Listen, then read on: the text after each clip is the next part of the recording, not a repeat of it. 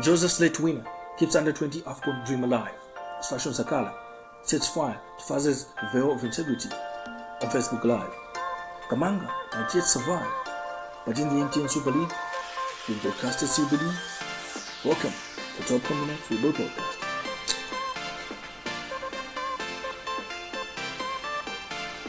Welcome back to the Top Corner Football Podcast, the original Zambian football podcast from Football Connect Zambia. This is Milton, and I'm joined by Nsangu. Yeah, it's good to be here. How are you doing, man? I'm very good. Pardon my manners. How are you? Yeah, I'm okay. I'm doing fine as well. I just can't wait to get the activities of today's episode. We've got a lot of obviously a lot of things that's been happening in the Zambian football space. You can get distracted. We haven't been talking about football lately. We have been talking about off the field issues, specifically Fashion Sakala's response to Andrew Kamanga's allegations or explanation to us to why he hasn't been in the national team. The first president who is seeking another term, a third term at Football House, has been on a media blitz. He was on the Kenny T one-on-one podcast, and then he was on ZMBC as well to garner support for his re-election campaign. And lastly, the one thing that has brought about all this was his comments on why Fashion Sakala has not been in the team, isn't it? Yeah. I think Andrew Kamanga went on, was it on Hot FM? Yeah, he was on Hot FM. He was on Hot FM. And he made some comments, and he made some comments towards Fashion Sakala, and I think that now brought us to where we are right now, as you've explained. Can you just give us a insight on that? Yeah, so basically, Mr. Kamanga alleges that the long and short of it is that they have been trying to rectify the issue because obviously Fashion Sakala is a big name, is a big part of the Zambian national team. Was a huge cog in their last qualification to the AFCON, and obviously everyone would want all their tools as they head into another AFCON tournament. He hasn't been part of this qualifying campaign. According to Mr. Kamanga, the issues with Grant had apparently been resolved, but they discovered that the other angle was the players had been injured as well, and they were demanding an apology from Fashion Sakala. And Fashion Sakala has rubbished all that. Yeah, he rubbished that. I mean, we saw him rubbish that in a 54 minutes live video on his Facebook page titled "A Bit of Clarity of My Absence from the National Team." So I think he brings out critical issues in his post, or rather in his live video, and it's really unfortunate if somebody actually doesn't get what Fashion Sakala is trying to communicate from there, because we see now that he actually speaks. So as we all were aware from the leaked audio we heard, we thought the rift was in between Fashion Sakala and Avram Grant. And now, obviously, Andrew Kamanga revealed that the rift is also between Fashion Sakala and some players in the national team. And Faz is kind of put in a situation where, are they going to allow one player to come in and let the rest walk away? Or would they rather keep out one player and then remain with the rest of the squad? So those are some of the things that are happening. And quite honest, this is a very sad situation. I mean, Fashion Sakala has been a very, very important player to the national team. And we can actually see that we do miss him to a certain length.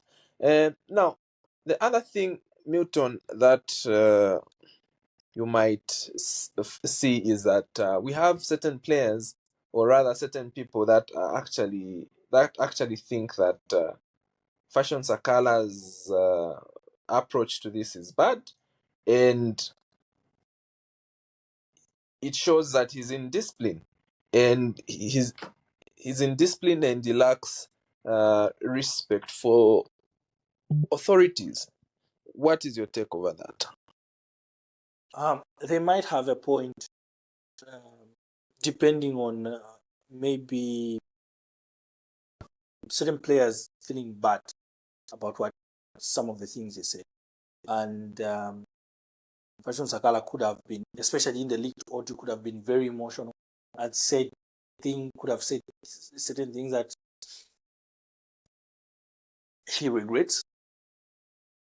Is he a saint? Probably not.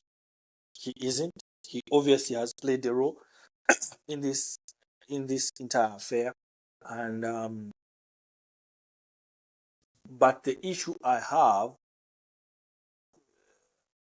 the paramount issue I find here, is the fact that Andrew Kamanga has gone on 2, 3, 4, 5 interviews and has discussed Fashion Sakala. Avram Grant has discussed Fashion Sakala and his behavior. And Fashion Sakala keeps on saying that, ask any coach, I have not had any problem. And we've never seen any of that. Maybe it has happened, but he keeps on saying, I have never had any disciplinary issues until up to this point. So is he wrong? Why shouldn't Fashion Sakala defend himself if we have two big figures in football talking about him? He said Kamanga is lying about him. Why shouldn't he defend him? That is my question. Yeah, I mean, he's a person, right? He needs to defend himself, and I think at this point where things are right now, it's not like Fashion Sakala is going to formally write to Faz defending himself or anything like that. Since everything is in the public, he has to defend himself in the public as well. Now, there's a point that very good points that you actually had earlier, and we've seen this is what's actually happening. Before coming on, we were discussing on how a lot of people have missed Fashion Sakala's points. Like, there are certain key things that Fashion Sakala has brought out from this whole conversation, and a lot of people miss that, and they're just going straight at him, saying, oh, they're now digging up posts, obviously from 2021, saying, didn't Faz post him, and all these things. But he's brought out certain issues, which are very important issues to do with corruption. He's called Andrew Kamanga a dishonest person, and he's highlighted incidents which are leading to him calling him all these and these other points that he's brought out. I think, would you explain more on that?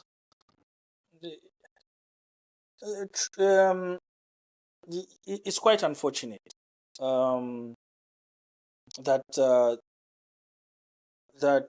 Fashion Sakala shouldn't be talking is the headline, or is what the one thing people have picked on is that thing. Instead, everyone, he was posted, he is lying, he was actually posted.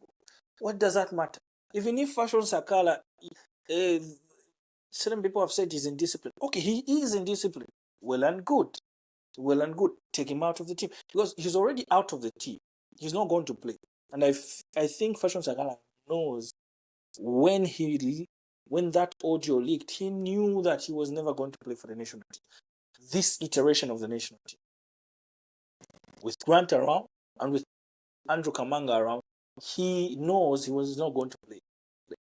So, but what has he said?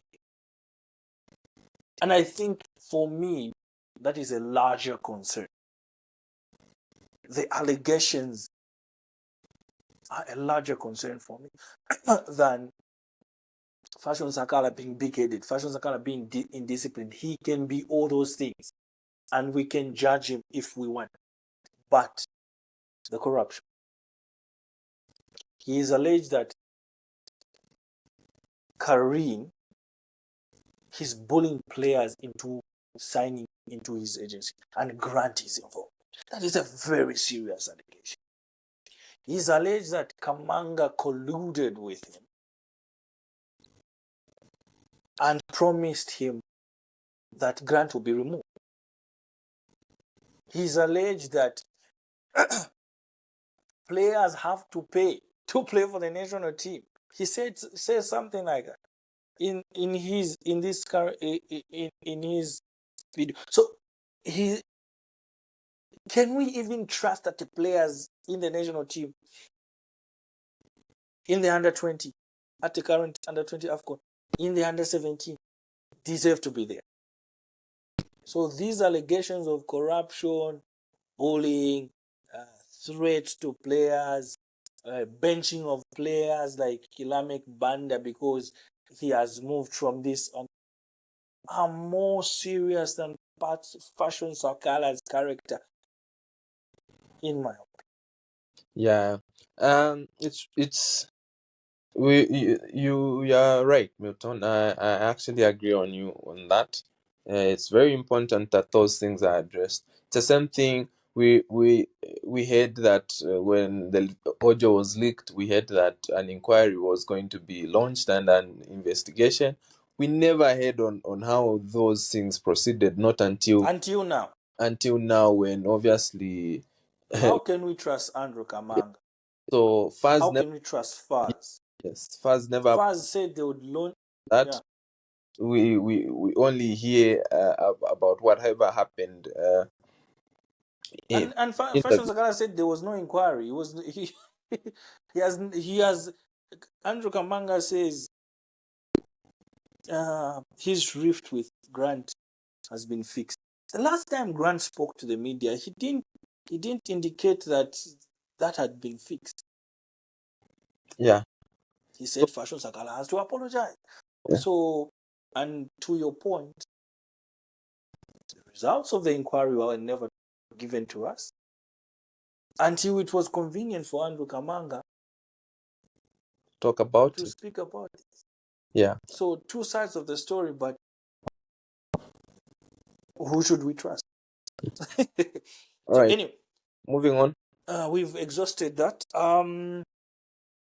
Speaking of team selection and teams, I raised a point about the under 20, the under 20 squad and their AFCON campaign. They finally got their first victory yesterday. Well, that was an exciting experience to actually see, man. We were waiting for Zambia to score at least a goal and wrap up things, and quite all right. The first goal they scored was a penalty, but kudos to Sabobo. I think he was really composed in the dying minutes to put that away. Now, we see Zambia's performance at AFCON hasn't really, like, it never began with flares and all that. But one thing for sure is that the defense setup has really been good, because we have so far we have the best defensive record at the tournament. Defensive record. They haven't conceded in 3 games. No, they haven't. But but they have only scored 1 goal in 280 minutes.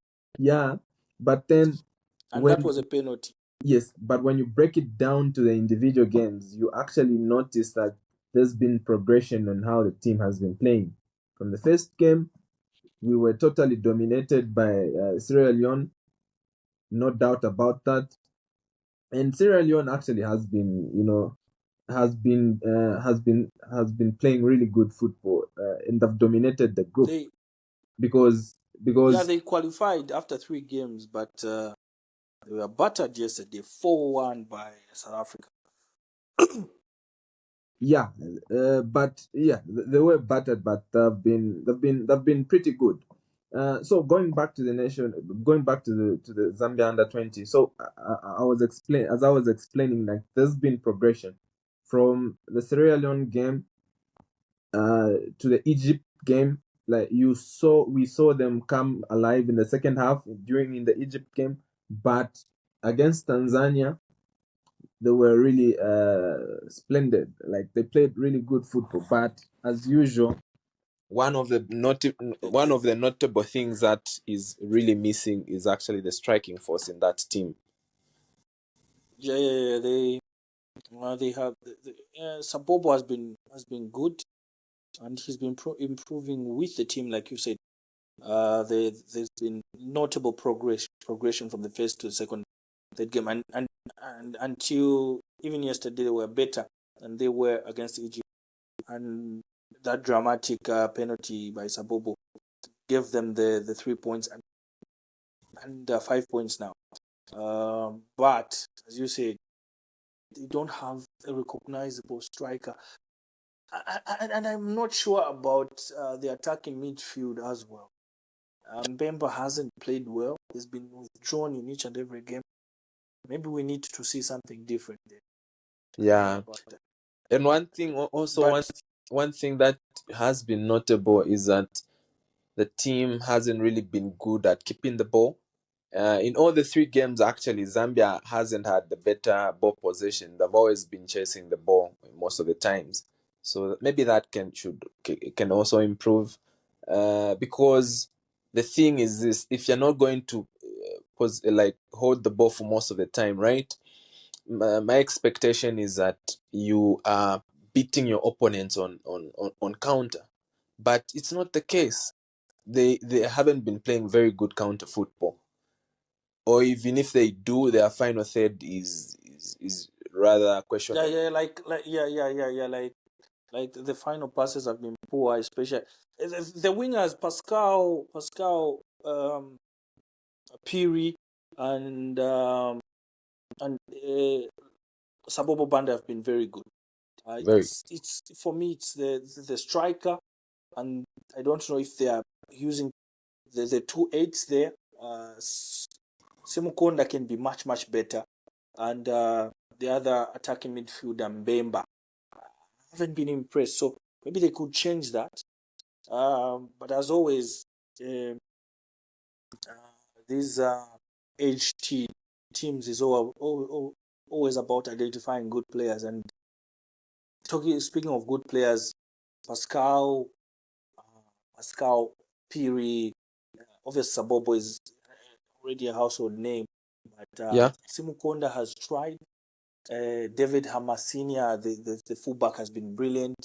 Oh The yeah. two centre backs, uh, Buyoya Siku and Nisiko, and that have been Buyoya, yeah. they've been good. So And the so goalkeeper, those the play. goalkeeper has been Yeah, yes, like and the goalkeeper as well. He's been Levison keeping has yes, been Levinson Piri as well. Is it Levinson Banda. Piri? No, I Uh, mean, you Levinson would, Banda rather.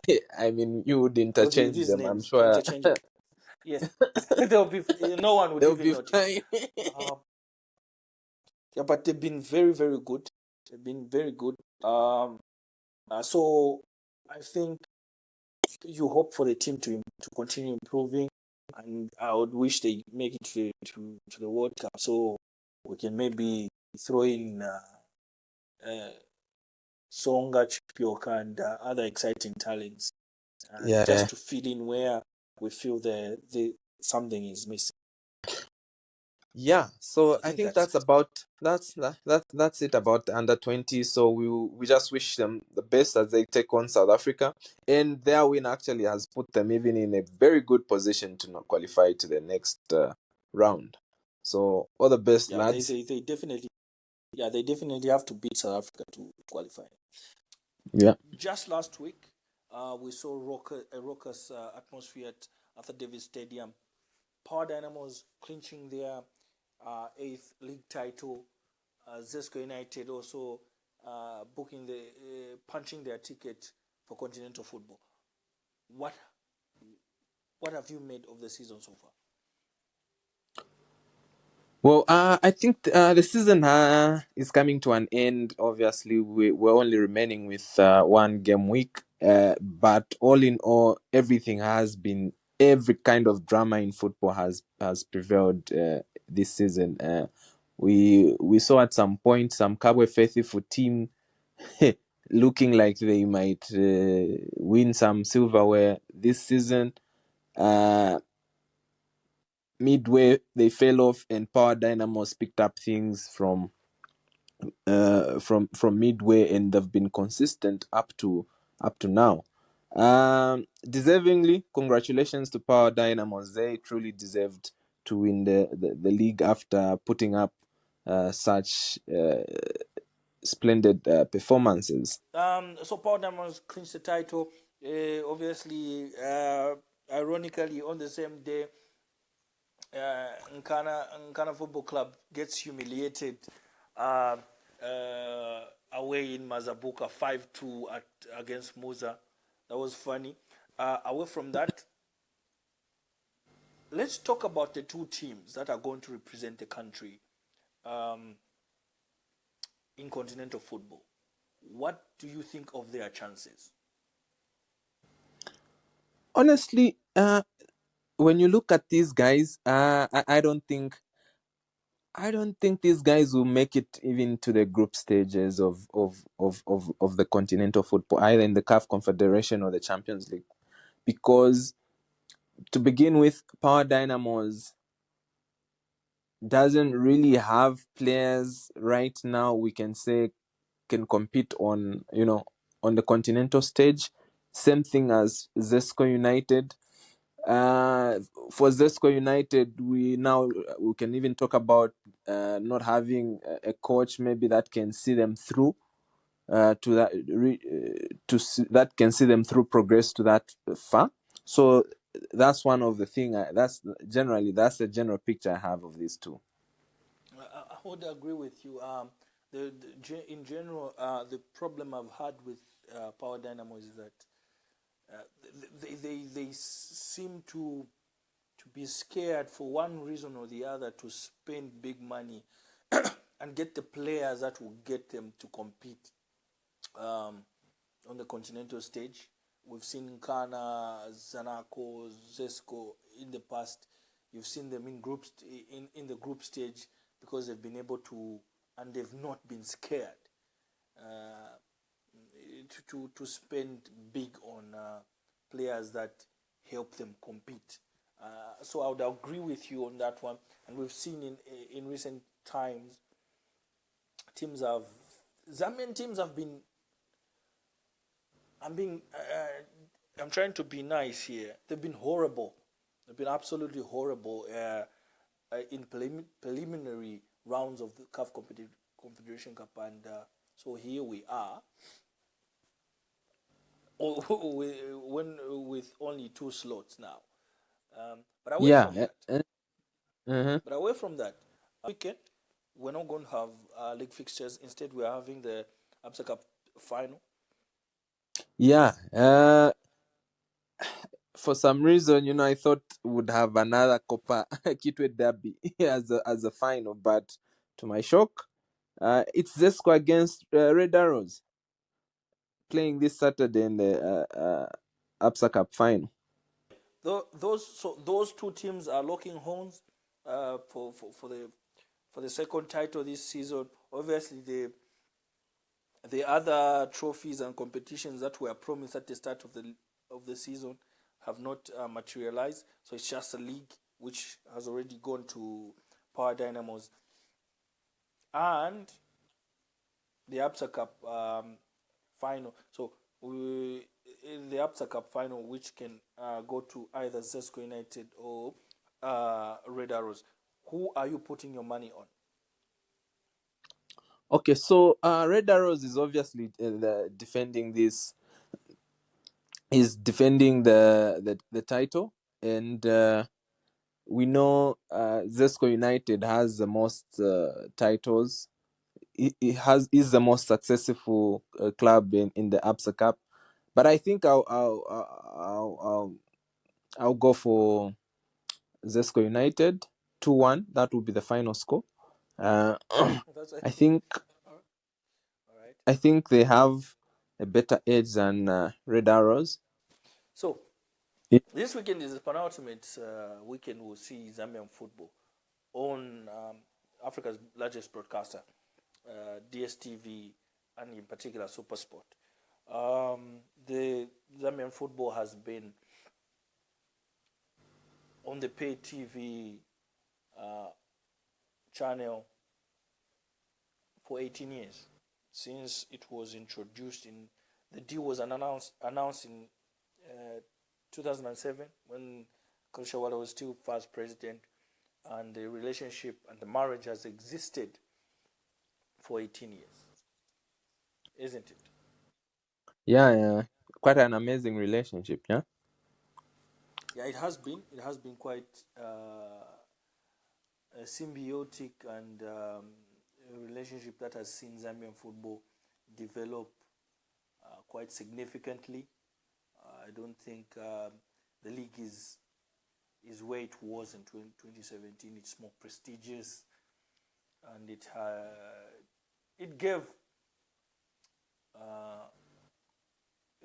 the league a new lease of life, as it were, where we could see stars from Kenya, Uganda, DRC showcase their talent, and the league developed from one stage to the next. And we saw at the height of the SuperSport and multi-choice coverage of the league, we saw Zesco reach the CAF Champions League semi-final. We saw Nkana, Zanaco battle it out in the group stage. Exciting times, but it comes to an end. Yeah, exciting times indeed. But unfortunately, this relationship is coming to an end, and it gives sad reading, because as you've explained it, or this relationship has played a significant role in uplifting the visibility of Zambian football and the quality itself. For it to come to an end is very unfortunate. We heard FAZ announce that we'll obviously be having a new local broadcaster. I come to think of it that ZMBC is most likely going to be that broadcaster. I'm just speculating. This is not something that is confirmed yet, but I think everything is pointing to that. ZMBC were televising the National League. Are they still doing that? Unfortunately, no.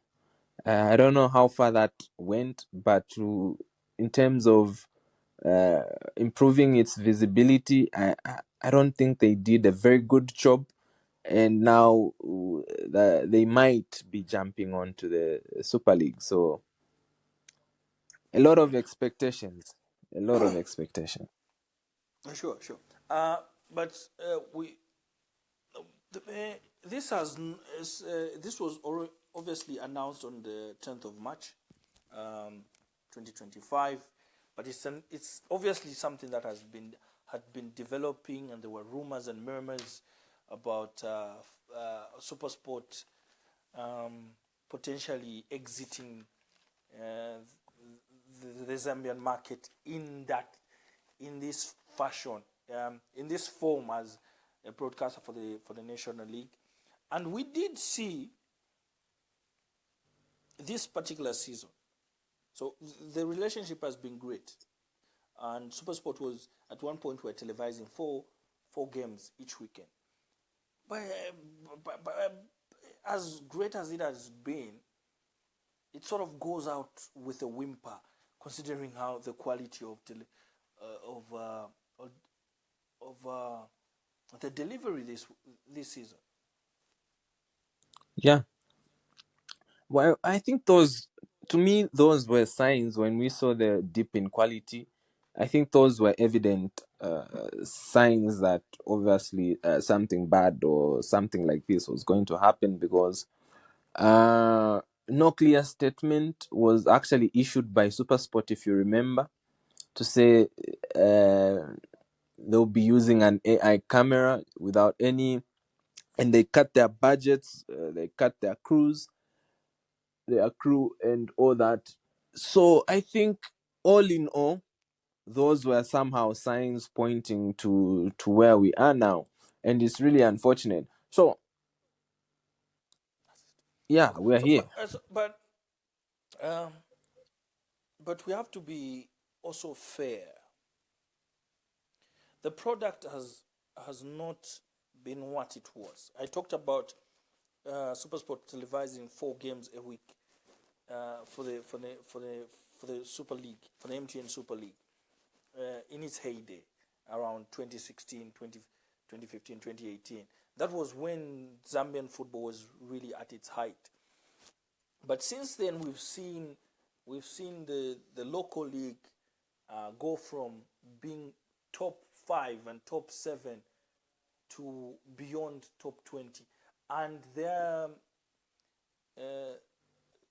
coefficient reducing with 2 slots lost in the interim. So it's no longer the same product, is it? That No. SuperSport signed, SuperSport was investing a lot of money in. No.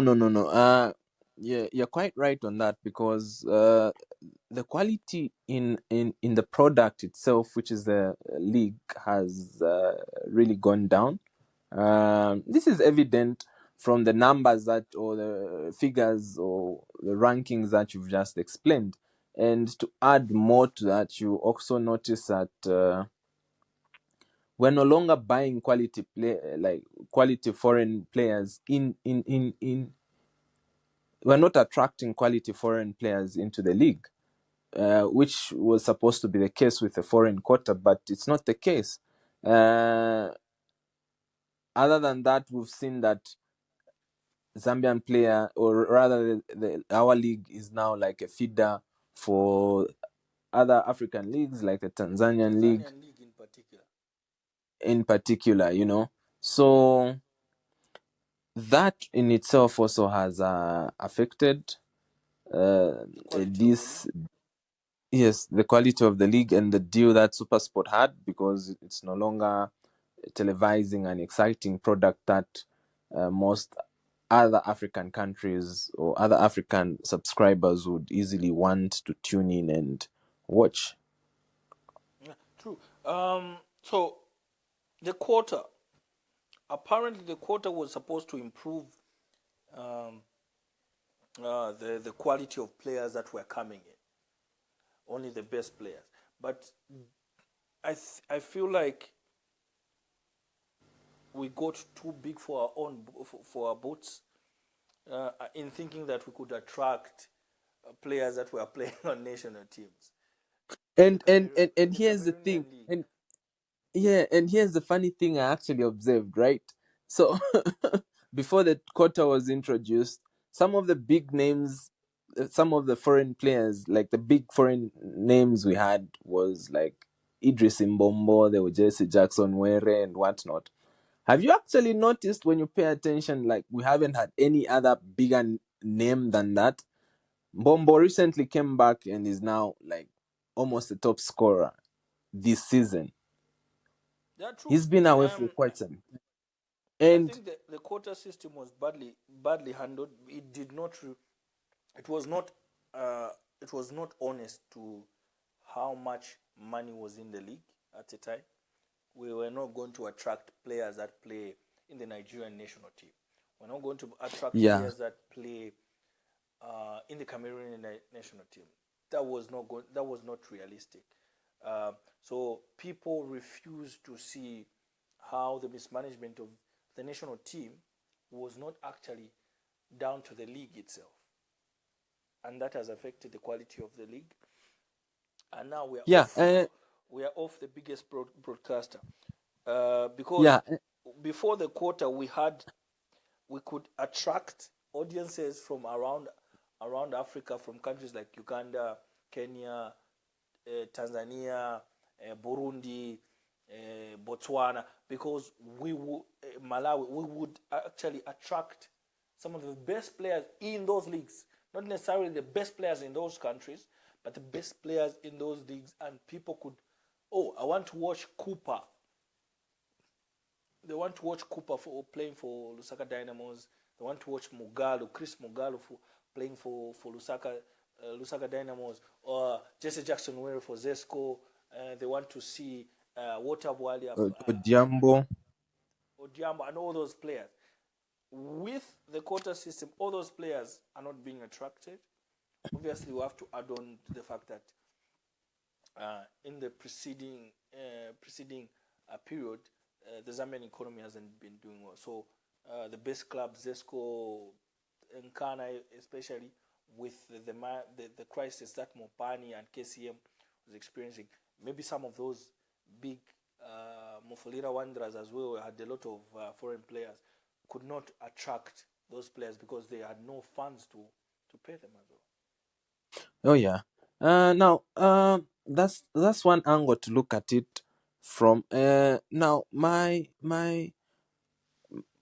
concern is also on the fact that we're going to have a local broadcaster now. Now, as we speculated, it could be this ZMBC. Now, another question comes to my mind, because do we think we're going to sell our league now even better if we have a local broadcaster in place?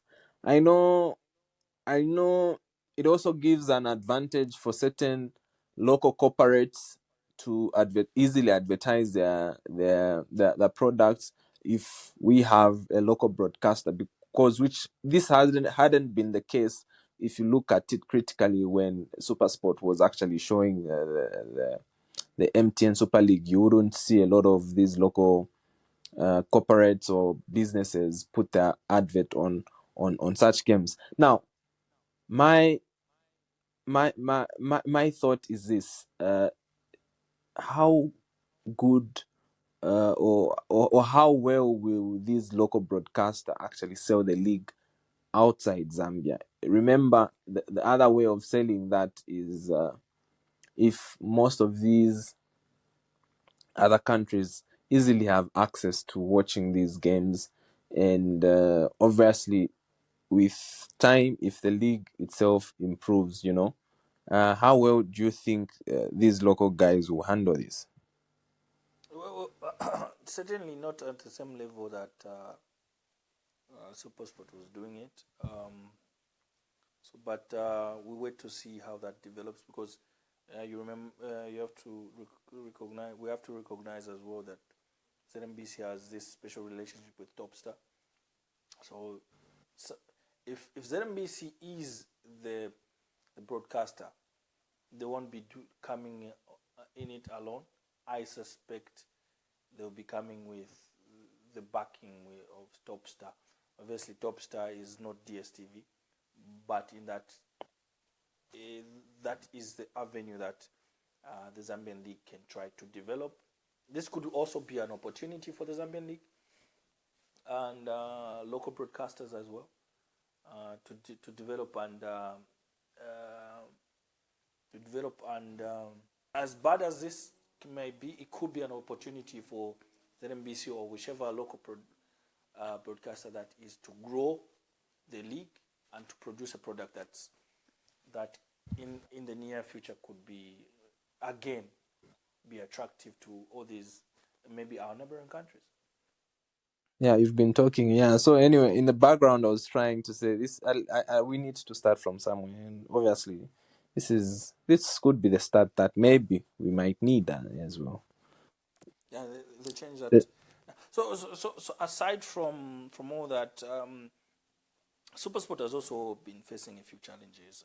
They've been losing subscribers since 2020. I think last year a report in their books they showed that they lost 39% of their premium subscribers in South Africa, and 13% premium subscribers were lost. The heaviest Losses were in Zambia, Angola, and Nigeria.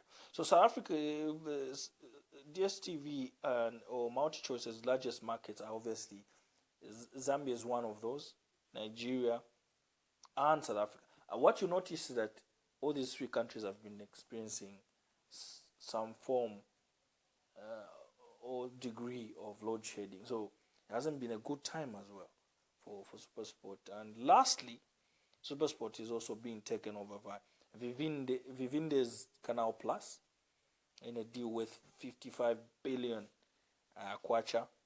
So yeah, so it's a lot of things that have come together, probably to close the chat to that have led to the close of this chapter. Yeah, it's a sad chap.